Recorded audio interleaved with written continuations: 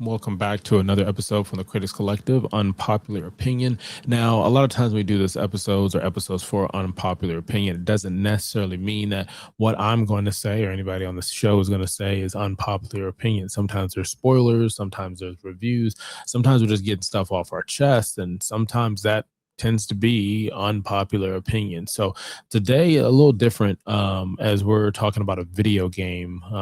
If you've been on the channel for a bit, you've seen that I've enjoyed playing Gacha games. And if you like, I'm who, me, whatever, let me introduce myself. My name is Ron, and hit the subscribe button, like, follow, and comment. We'd love to have you join our collective family here, this brand new channel that we have going on. And we talk everything from like television, film, indie, European, homegrown, all the way across the pond, South America. Like if you have a movie, if you're watching movies or television, film or anime or play a video game, if you have just an enjoyment of just art in general, we would love to have you. And put in the comments, something we should be watching, but anyways, so talking about this right here, Cookie Run Kingdom is a game by DevSisters. This company was founded in 2007, and they have this game called Cookie Run Kingdom. Now it's kind of like an RPG game, right? And it's a mobile gacha game. It's a mobile gacha game. You can play it on the go. It's free to play, and you can also spend some money. It's no different than if you're playing the Monopoly Go or Candy Crush or Farmville back in the day, dating myself here.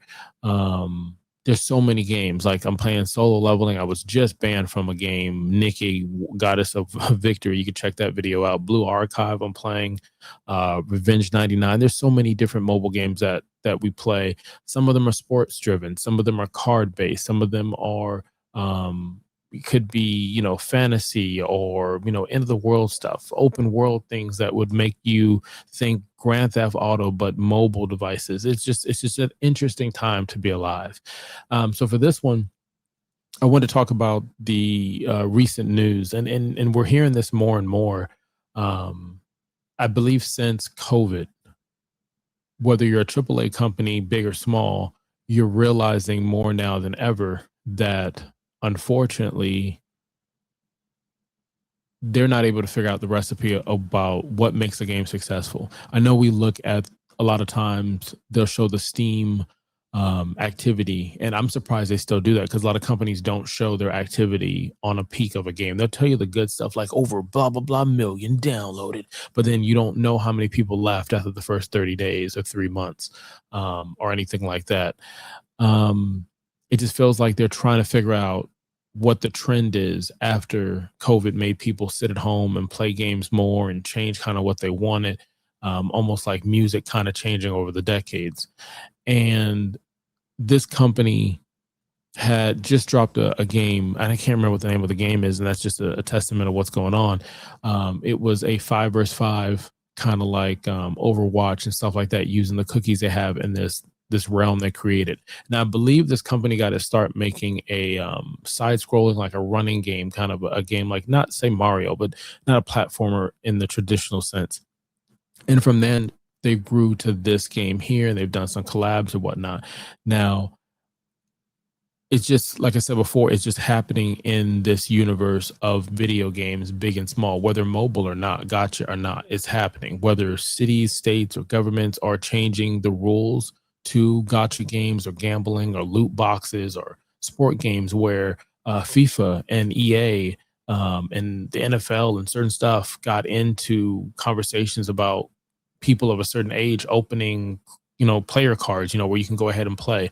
2K has it in a part of theirs. WWE, they have it where they've had games. So there's just certain narratives where it's like the landscape of gaming has changed. One of my favorite games, The Division, and I do talk about The Division 1 and 2 and the future of The Division in various videos on this channel.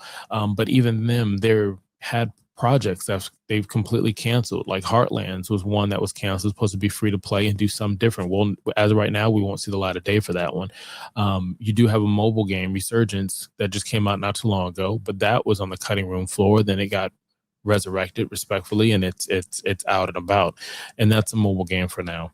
which I think they're getting ready to make it a PC client as well, so you'll be able to play it on PC, not just mobile, which will really help me play it, more. But Destiny 2 was at a point where it just wasn't really hitting.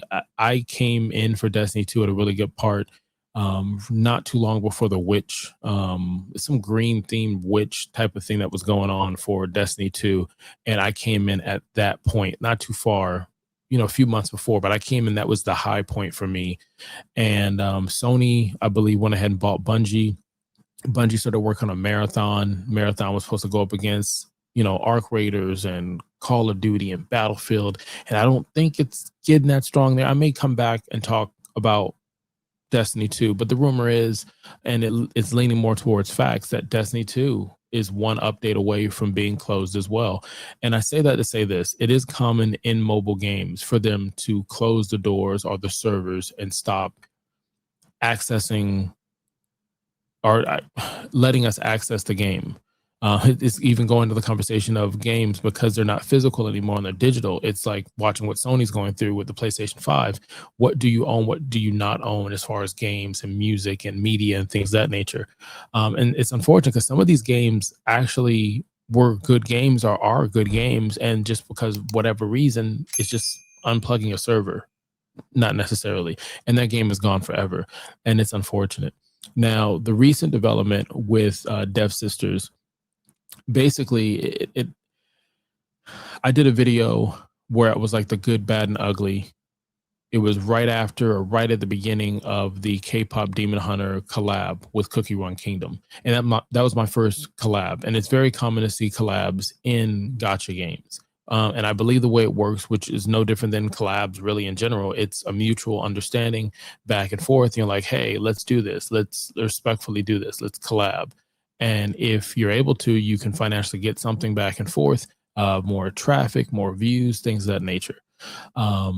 I think you'll even see collabs could be something as simple as having someone make an appearance in a movie or a show or a voiceover, and that's a collab because someone's going to go over and say, hey, I really enjoy that person's project. Let me go ahead and see this other project they're working on. So DevSisters outlined a multi-game expansion for Cookie Run Kingdom, right? And it was as the franchise had passed $1 billion. Now, I don't know if that's US. I don't know if that's South Korean. But it was a large number that they did, and a lot of these gacha games make millions monthly. So the series had crossed over 300 million players, and with the 1 billion in revenue, it was at that point a global IP. That was months ago that conversation came up, and when I did that video before, it was me.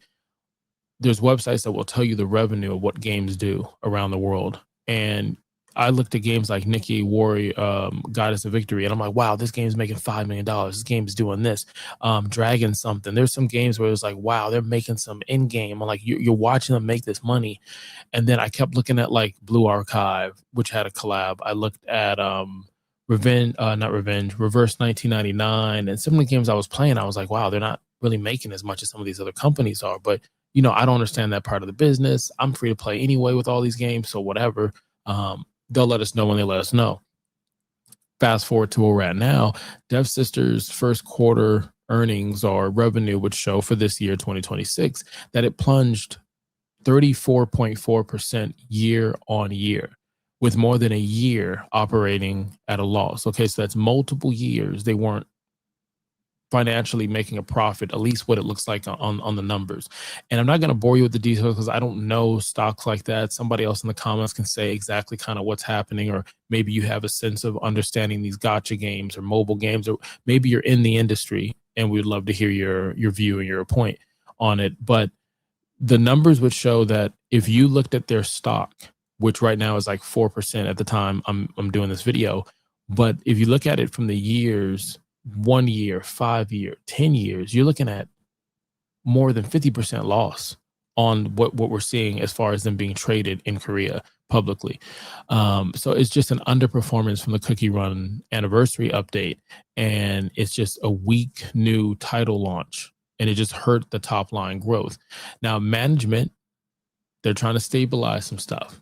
And they're going to do it through narrative driven content and diversify the release pipeline for upcoming quarters. Now, I mentioned that in the good and bad ugly, as what they were doing. I think every 2 weeks you have Timekeeper that just came out and a croissant cookie that just came out. And what they're doing is they're slowly putting stuff out. They kind of started doing it, I believe, with K-pop Demon Hunter. And before that collab, the one of the top people that were working on the game, they stepped away for another project and someone stepped into the fold, which is common. You know, maybe they're working on, again, you have that Cookie Run Kingdom open world game that they're working on. So maybe something like that. I don't know. But as the 5th anniversary update concluded for Act 1, they focused on maintaining a deep narrative structure over 3 months and long-term content pacing rather than maximizing short-term revenue.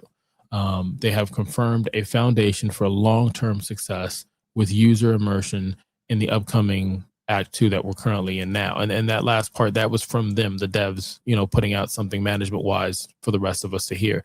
Now, what it seems like is they're playing the long game, not the short game, like maybe some other companies do or what they might have been doing in the past. But here's the thing, like, you don't always get that time before eventually you have to make adjustments. And as of right now, the last word was CEOs were taking pay cuts, and it makes you think like, okay, are devs and people on the team unfortunately going to lose their job? Because circling back to what I said about Bungie and Destiny 2, that's the conversation that's happening now. That if the rumor is true that Destiny 2 has one more update, one more big update, and a lot of times those updates give you fan service, they give you unlocked modes, they give you the power that you wanted to feel super in the first place, and then they fade off in the sunset. And other than the modding community on PC, that's really it. And the conversation with Destiny 2 is they're doing this with no talks about Destiny 3. Wow. Maybe I do need to come back and talk about Destiny. With anything, hit the subscribe button, like, follow, and comment for more. Now, my thoughts on it is it's unfortunate this game goes away. I really enjoy this game. The art, the storyline, the community has been awesome. I had my own guild, you know, and we're, I think, 26 out of 30 right now. And sometimes I got to kick people out if they're not being active. Like, we're doing good. Business is good for us over here. As far as Cookie Run Kingdom, I got some videos on that if you're trying to join that, if you play it. But yeah, it's unfortunate. And I don't know what happens to the games that get unplugged and people have a strong feeling for it and they can't get a chance to play it. But you got a chance to hear me out on this unpopular opinion. You could have been anywhere in the world and you chose to be here, and I greatly appreciate that. Until next time.